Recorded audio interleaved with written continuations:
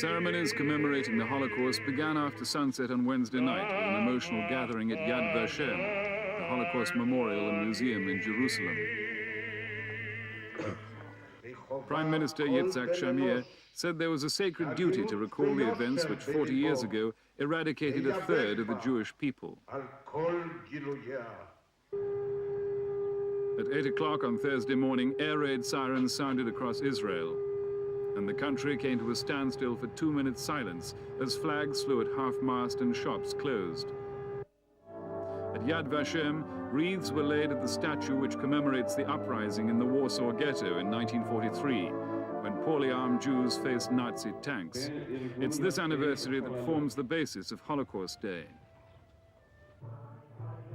Inside the memorial, at the heart of Jewish national grief, a choir sang at the eternal flame. Around their feet, the names of hated concentration camps that will always be a painful part of Jewish history.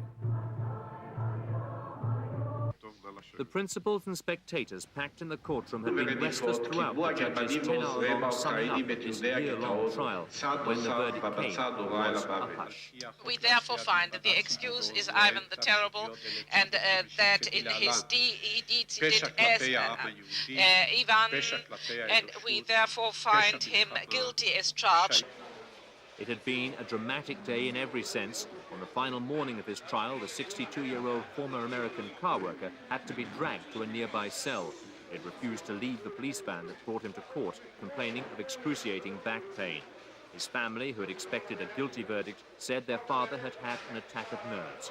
Still protesting his innocence, Demjanjuk was led away, convicted of sending 900,000 Jews to their deaths in the vicious Treblinka concentration camp in Poland during the Second World War.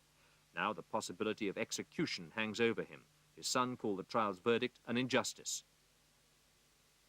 We are going to appeal to the Supreme Court, and we will have new evidence, hopefully new eyewitnesses. We have Treblinka survivors residing in the United States that know John Demjanjuk is not Ivan the Terrible.